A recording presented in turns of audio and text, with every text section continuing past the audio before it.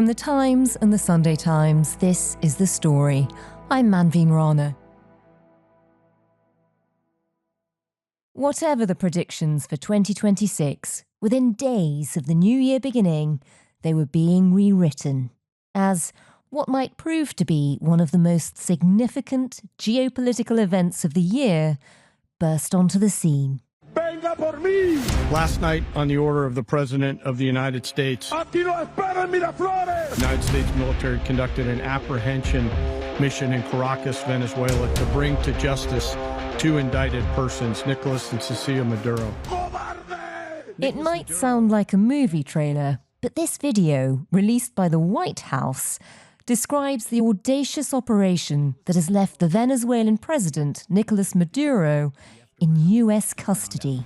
This was one of the most stunning, effective, and powerful displays of American military might and competence in American history. It's not your typical New Year's greeting, but the video from the White House also included a message to the world on Trump's foreign policy.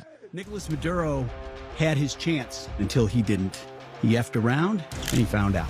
I think people need to understand that this is not a president that just talks and does letters and press conferences. If he says he's serious about something, he means it. Don't play games with this president's in office because it's not going to turn out well. The Trump administration is clearly jubilant, while the rest of the world works out how to react. Was this operation legal? Are we watching regime change in Venezuela? What comes next is still unclear, but according to President Trump, America is now in charge. So we are going to run the country until such time as we can do a safe, proper, and judicious transition. So what's behind Donald Trump's strategy? Will his actions embolden Russia and China? And what next for the Venezuelan people? The story today, Trump's Venezuela takeover.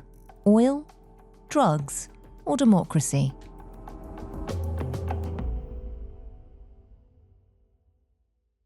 My name's Louise Callaghan, and I'm the senior US correspondent for the Sunday Times. Louise, you've been following US politics and you've done some reporting down in South America too. What was your reaction when you woke up to the news on January the 3rd that an operation had taken place in Venezuela? This was one of the incredibly rare moments where I actually thought that something was going to happen, and it did. I spent a lot of time talking to people around the Venezuelan government and also within South America and Cuba and all these kind of allied nations with Venezuela. None of them admitted to thinking that this was going to happen. I was speaking to a Cuban official the day before, and he said, it's really calm around here. Nothing's going to happen. But the reason why I thought it was going to happen was because I also spent a lot of time talking to people around the US administration. And there, it was really, really clear that something was going down. And for months, it's been really clear. You really need to take President Trump at his word quite a lot. He'd been talking for months and months and months about Venezuela, and it just kept coming up and it kept coming up. It really became clear something was going to happen. But the people around the Venezuelan regime just didn't believe it. And they kept asking all these questions, which had logical answers, right? Like, but why would they do it? What targets would they even hit? But with Trump, sometimes you shouldn't look for a logical answer. And when it did happen, when you woke up to the news, I mean, this word gets used an awful lot with President Donald Trump, but just how unprecedented was it to have the leader of a nation in American custody? Yeah, I mean, abducted from his home with his wife, taken on board a US flight and flown to this US warship in the Caribbean, taken to Guantanamo. I mean, the whole thing is just unbelievable. I mean, there was a lot of discussion, including people around the administration in the last months of like, what would a victory look like for Trump? And I think there was someone, senior administration official told me a while ago, look, bottom line is Trump's decided Maduro has to go. And then because there was so much discussion about could he be convinced to do something along the lines of what's happening now, essentially be a kind of US puppet leader and agreed for the money from oil to be kind of taken out of the country by US companies. Could there be some kind of way that Maduro agrees to stay, but he says that he's going to step down in 2 years after a transition period and elections? All of these things were being bandied about. But I think at the end of the day, Trump just kind of decided that he had to go. And in terms of the operation that got him into American custody, talk us through what we've now learnt about how that unfolded. So at the press conference at Mar-a-Lago yesterday, this top US general did quite a thorough going through of it. I mean, it seems like they spent months and months and months practicing with the US kind of elite Delta forces for their plan for how they were going to abduct Maduro and his wife. So it was this kind of very tightly planned operation. One thing that I think we still don't really understand is the level of cooperation that was involved in this. Who knew about it? Who knew it was coming? Who within the regime's inner circle signed off on this? That's still really, really unclear. And I think what I've established from my reporting over the last few months is that there had been multiple attempts through different channels, whether that's through a lobbyist in Miami, whether that's through different parts of the Trump administration, to create back channels, both with Maduro, but also to different parts of the regime. They reached out to the now interim president, Desi Rodriguez. They've reached out to other people around the regime to try and say, look, Maduro needs to go. Will you help us do it? And as far as I understand, then all of these attempts to reach out were completely rejected, at least initially, because the people kind of in and around the Venezuelan government that I spoke to said, look, we can't trust the Americans. Clearly, they're going to promise us the world and say that if we get rid of Maduro, then they'll keep the regime in power. But, are they actually really going to do that? Then there's a lot of mistrust towards the Americans, but there definitely also has been attempts to reach out and kind of co-opt different parts of the regime. So I guess we'll see in the coming months to what extent there was sign-off from different parts of Maduro's inner circle. Yeah. And as you say, from what we've heard from the briefings about the level of planning that went into this, they recreated one of his safe houses in America. They clearly had a lot of information coming from inside Venezuela. We still don't know exactly where. For people who are trying to make sense of why this has all unfolded, take us back to where Donald Trump's interest in Venezuela starts. And I suppose to begin with, talk us through Nicolás Maduro, the man at the heart of this, the man who's now been taken to America. Remind us of how long he's been in power and what he represents. So Maduro was kind of essentially put into power, or placed as the successor of Hugo Chavez, who was his kind of mentor and ideological hero. And then so Maduro is very much the kind of the heir of Chavez, and with that kind of sort of dictatorial socialism which he embodied.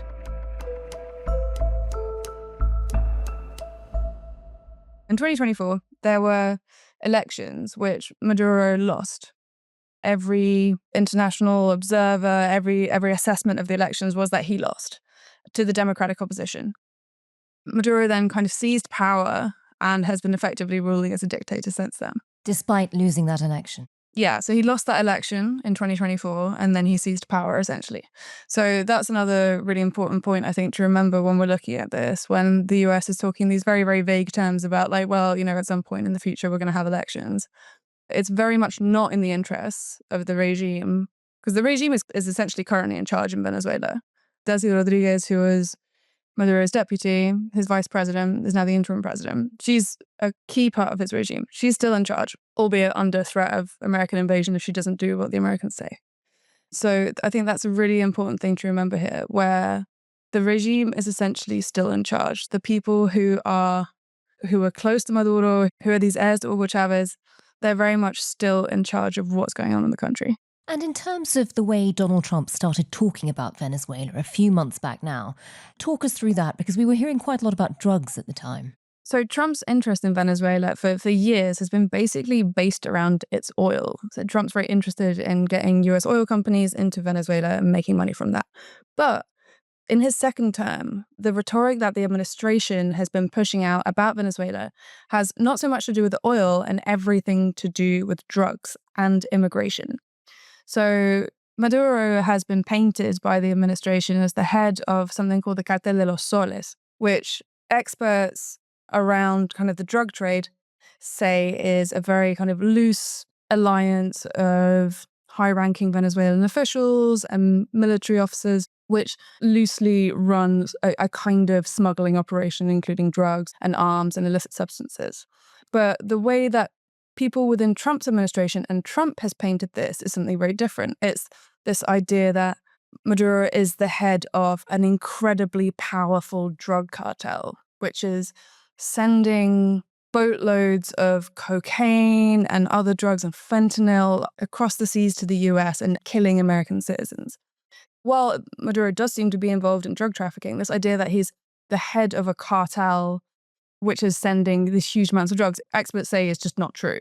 And the reason why it seems that Trump has been pushing this idea that he is a narco-terrorist, the phrase that the administration have started using, is because that means he can recast this conflict with Venezuela as a war designed to save the lives of American citizens rather than what it really is. And he singled Maduro out, as you said, made him out to be the head of this cartel and even put a bounty out on his head for his arrest. Tell us about that. So Trump put this bounty on Maduro's head. It was $50 million, double that which was offered for Osama bin Laden. So there really has been this attempt to portray him as like the biggest narco-terrorist in the Western Hemisphere. But look, fundamentally, Venezuela doesn't really produce cocaine. A much more important route is these sea routes, which pass directly from, for example, Ecuador directly to Mexico, from where they go north to the US or across to Europe. So having put a bounty on his head, double a bin Laden, if that's a measure of just how much of an enemy you're considered for America, they also then start this campaign on the seas to try and stop Venezuelan oil tankers. Yeah, so since last summer, there's been this enormous US kind of military buildup in the Caribbean. So they've just been pouring huge amounts of resources into essentially creating a threat towards Venezuela by lining up this huge amount of military hardware right in the sea next to the country. So over the last few months, they've been imposing this partial oil blockade on Venezuela, where they've been trying to stop much of the trade that goes on with Venezuela and other countries. Lives were lost during some of these operations, and there were clearly questions being asked internationally about just how legal these operations were. Remind us about what we've learnt in terms of Britain's objections, for example. So this autumn, then the UK came out and actually said that they're going to stop intelligence sharing with the US because they are concerned that these strikes that the US is carrying out on alleged drug boats in the Pacific and the Caribbean are actually against international law. So, you've got a really close ally of the US saying that what they think they're doing is illegal. Like a main pillar of their foreign policy is illegal. I mean, now the US has killed... extraordinary moment. Yeah. No, and now the US is... they've killed over 100 people in dozens of strikes on these alleged drug boats. And there's huge amounts of concern, including from sources that I speak to within the Department of Defense, now the Department of War, and in and around the intelligence agencies saying there's no congressional oversight on this. We don't know who the hell it is we're killing, is, I think, pretty much a direct quote from a senior defense official I spoke to a while ago. Wow. And yeah, and so I think there's just so many questions over the legality of these strikes. And then so the strikes were, it seems now, a part of a tactic to build up pressure on Venezuela ahead of a move to take out Maduro. So Britain, one of America's closest allies, suspends intelligence sharing in the Caribbean. At the same time, soon after that, in December, we do hear about an attack actually on Venezuelan territory with drones. What was going on? Well, it's a good question. I don't know. And that's because there has not been in-depth intelligence shared on what actually happened. So it was a really bizarre situation where it was over the New Year, President Trump spoke on a podcast where he mentioned there had been US strikes in Venezuela. And then a few days later, after the New Year, people kind of was scrambling to figure out what happened. And I was scrambling as well, as texting sources. And so many people who really should know, who were people who'd have been read into this, said they really weren't sure. It seems that it was this kind of CIA strike, which, the administration said that it hit some kind of loading dock. And I think this raised a lot of the same question that comes up the whole time, which was, if the US is going to hit Venezuela, what are the targets? As much as they might talk about Maduro being this narco-terrorist, there are not huge, like drug production installations like there are in, for example, in Colombia, which does produce really huge amounts of drugs. So there's all these questions about what targets are they actually going to hit. And then so it seems that the CIA strike was on what they called a loading dock, which they said that was a place where they prepared drugs to take them to the US. But there's been zero proof published about that. And lots of the sources that I spoke to were very unsure about whether that was actually the case. So clearly pressure is building on Venezuela. The attacks are getting closer and closer. They're now on Venezuelan soil. What's going on in the background? Because we know there have been phone calls between Donald Trump and Maduro. And we know that by the new year, Maduro seems to be almost on the run.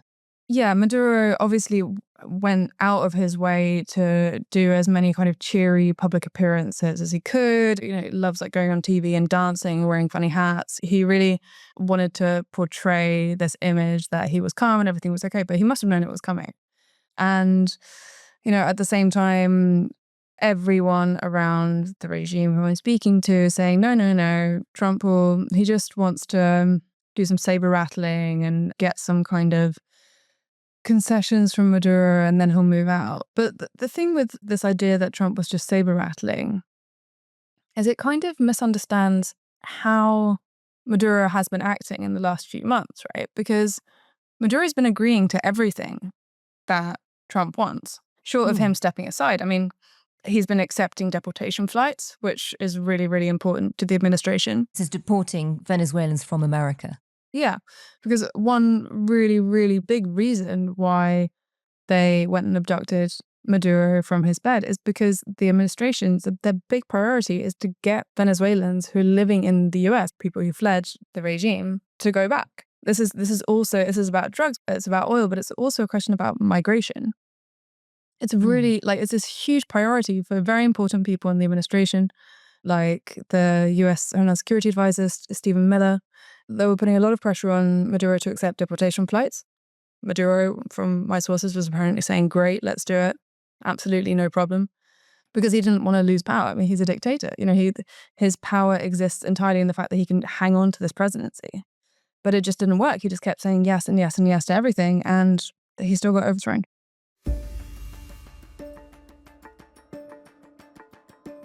When the operation was over, Donald Trump, in his big press conference following the attack, said, "We run Venezuela now. America is effectively in charge." What does that mean? Yeah, it was an extraordinary moment, wasn't it? Oh, gasps all round. I think realistically at the moment, what Trump means by "I'm running Venezuela" is that he's kept the regime in power. Essentially, he's taken out Maduro, but Delcy Rodriguez, who was Maduro's vice president and is now the interim president, she's in charge. And under the Constitution, as I understand it, she can rule for 90 days and then possibly extend for another 90. And she can then put it to the Venezuelan National Assembly, which conveniently her brother is the head of. And they can basically agree to make her president. The question is Delcy Rodriguez a lifelong devotee of socialism and this project, and a devotee of Hugo Chavez, and an incredibly close ally of Maduro? Is she going to concede to ruling this country, doing whatever the Americans tell her to do, under the threat of American invasion? I mean, she doesn't really have much choice, right? I mean, warships are gathered off her coast. They're saying that they've abducted Maduro. And Trump said in the press conference yesterday that she's spoken to Marco Rubio, the Secretary of State, and that she's been very gracious. So effectively, who rules Venezuela? It's Delcy Rodriguez, but she is doing so at the end of a gun from the US. And then so the question is, can that continue? Or are there people within the regime? This is not kind of just Maduro's regime. There are many factions within it, all of whom want the system to survive and all of whom are very, of course, against the US. So I was speaking to a diplomat last month who spent a lot of time living in Venezuela, and he said, look, you can't just take out Maduro, you have to take out 20 people. This isn't one of those kind of real top-down regimes. This is a kind of a system which has been built under Hugo Chavez and under Maduro for years and years and years. So there are definitely factions in the regime who could disrupt this, who could try and push against Delcy. But we just don't know what's going to happen next. I mean, like the US, they have just made it crystal clear. I mean, Trump has said that, look, if you don't do exactly what we say, we're invading. And he says she's been gracious, which presumably means she's agreeing behind the scenes. She may not be saying that in public, but behind the scenes, she must be kind of going along with it. What does it mean for the Venezuelan opposition, though? Because in the months when Donald Trump has been beginning his attacks on Venezuela, he seemed very friendly with them. Yeah, so particularly Maria Corina, who's the head of the Democratic opposition at the moment, she has been through hell, really, and so has all of the opposition. So in the 2024 elections, then the opposition alliance that she was leading, they won the elections, and then Maduro then declared that he had won them. He kind of stole the elections. And she then lived in hiding in Venezuela until last month. And so she was just, I mean, I spoke to her a few times while she was in hiding. Wow. And it sounded like a pretty... That? Well, it sounded like this completely awful life. She was just completely by herself. Someone came around once a day and dropped off food. But it was obviously incredibly disheartening because there was this huge groundswell and excitement for the opposition during those 2024 elections. And then Maduro just stole them. And then there's kind of a lot of people in Venezuela just kind of became very cynical and said, well, you know, this is just how it's going to be forever. So then in an attempt to sort of change the game, I guess, last month she was smuggled out of Venezuela and made it to Oslo, where she accepted the Nobel Peace Prize. And then so she had been in these really intense discussions with the US administration, particularly with Marco Rubio, who's very kind of aligned with her politically.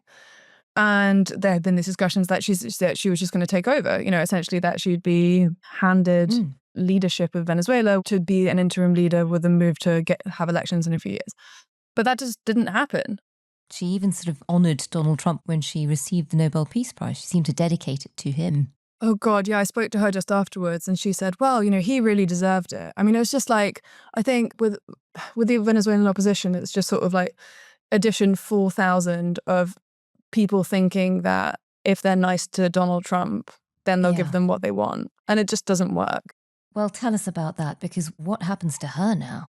Well, so at about 3 a.m. yesterday, which is when the attack on Caracas started, then I got a text from one of her representatives saying, hey, do you know what's happening? Just let me know if you do.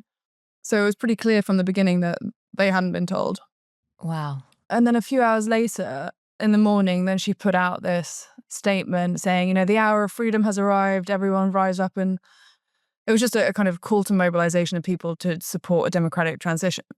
But it just didn't happen.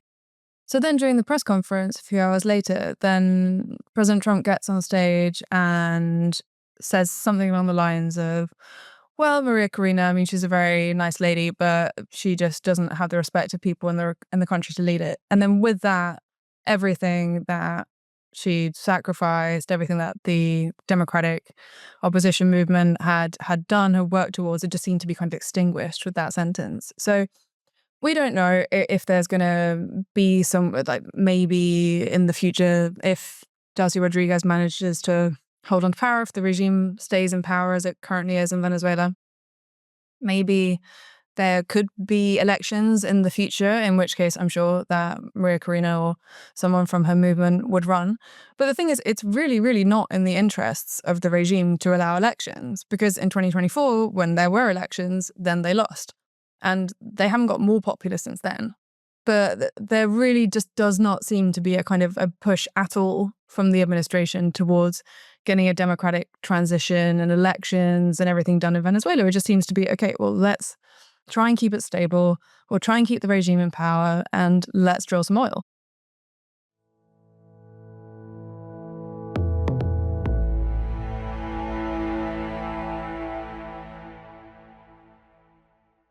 Louise, you were explaining how Donald Trump doesn't seem to be in any hurry to change the regime in Venezuela. Maduro is gone, but his vice president is now in power, and he has gone very quiet on his support for the opposition. If this isn't about democracy, what is the Trump administration's explanation for why they've gone into Venezuela? Is this about the drug trade, or is this about oil? Well, they've certainly said that this is about the drug trade, but I think it was very, very, very clear in Trump's press conference on Saturday that this for him is so much about oil. He talked about oil the whole time. He mentioned it constantly. I think I checked the transcript. I think he mentioned it 25 times. Wow. And it makes sense, right? I mean, he was elected on this promise to drill, baby, drill, which is his kind of favorite slogan. Trump loves making deals and he really, really hates being played for a fool, right? And Trump has really latched onto this narrative that Venezuela has stolen American oil money and that they're owed money by Venezuela, oil companies and the government, and that they need to get it back. Give us a quick background or a quick history lesson. Yeah. So Venezuela has the largest oil reserves in the world, but they produce at only a fraction of their potential because of aging infrastructure, neglected under Chavez and Maduro, and corruption, mismanagement, also US sanctions, which restricts many companies from working there. So there's this huge amount of potential and it's not being exploited. So that's definitely something that has caught Trump's eye. So Venezuela used to produce huge amounts of oil. In the 1970s, they were producing 3.5 million barrels a day. Now it's about a third of that. And so in the 1970s, Venezuela nationalized the oil industry. Since then, in various iterations, that has caused problems with US companies who lost huge amounts of money or had assets expropriated by the Venezuelan government and then received partial compensation.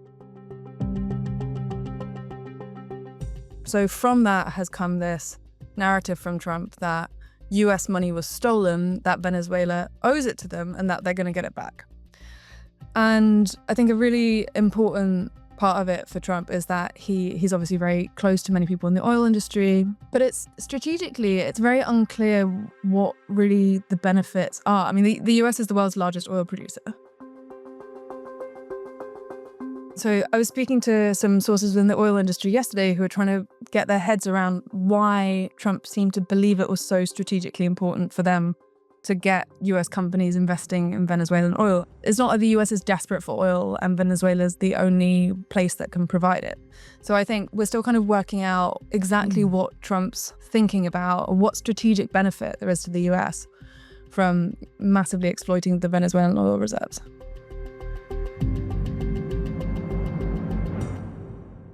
The international reaction has been quite muted. You know, Europe keeps saying they're watching the situation. Keir Starmer has said he's trying to speak to the White House for more details. How do you think America's allies will respond to this in the long term? Because there will be questions about whether this is even legal. Yeah, I don't think anyone's argued that it's legal. I mean, they've just abducted the leader of a foreign country, even if he's a dictator who stole the elections. I mean, I don't think that's legal anywhere. I think the reaction of allies around the world is just reflective of their views of Trump, where I think so many European countries have gone so far out of their way to try and keep the US president on side over Ukraine. And they kind of do this delicate dance where they sort of try to suck up to him and at the same time kind of cajole Trump into doing things that they want him to do. And it just never really seems to work out. So I think that clearly what the European leaders have realized is that condemning Trump over this would get them nowhere. And what about inside America? I mean, where you are, what are you hearing? Because surely a lot of the appeal of MAGA in the run-up to the election that Donald Trump won was about putting America first. It was about isolationism. It was about ending forever wars.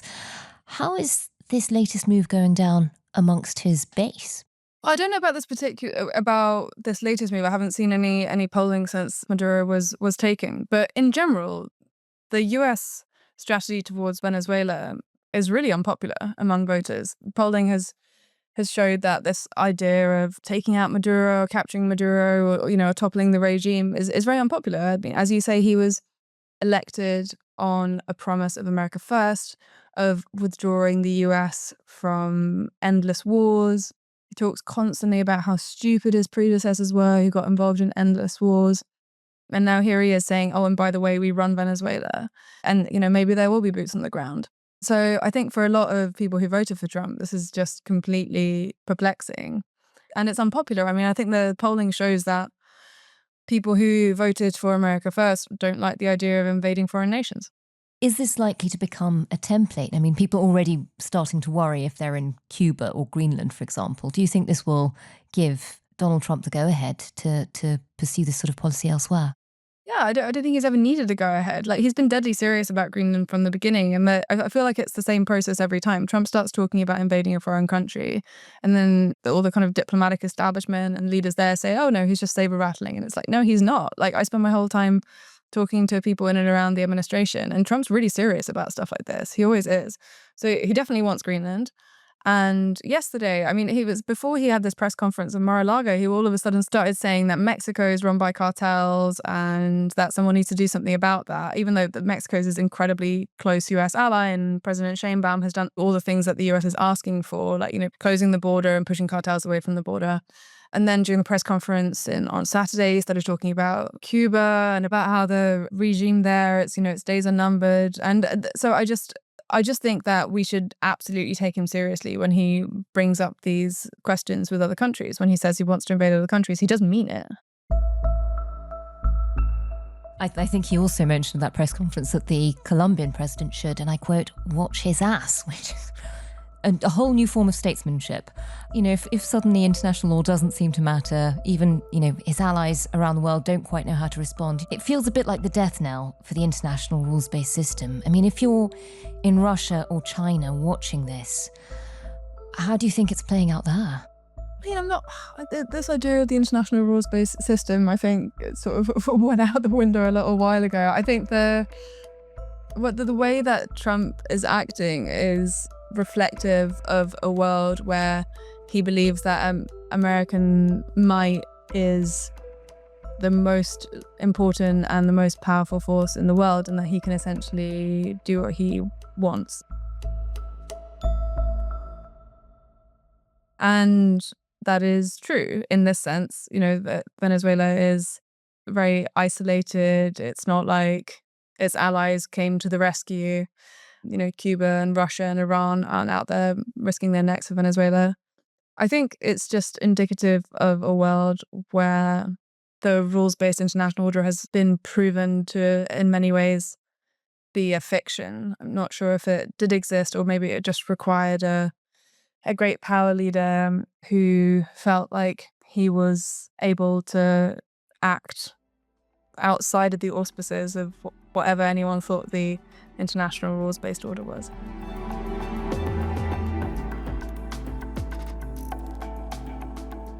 That was Louise Callaghan, US correspondent at The Times. And you can find all the latest on Venezuela at thetimes.com. The producer today was Harry Stott. The executive producer was Kate Lamble. Sound design was by David Crackles, and theme composition by Mal Lassetto. Thanks for listening. We'll be back, as usual, tomorrow.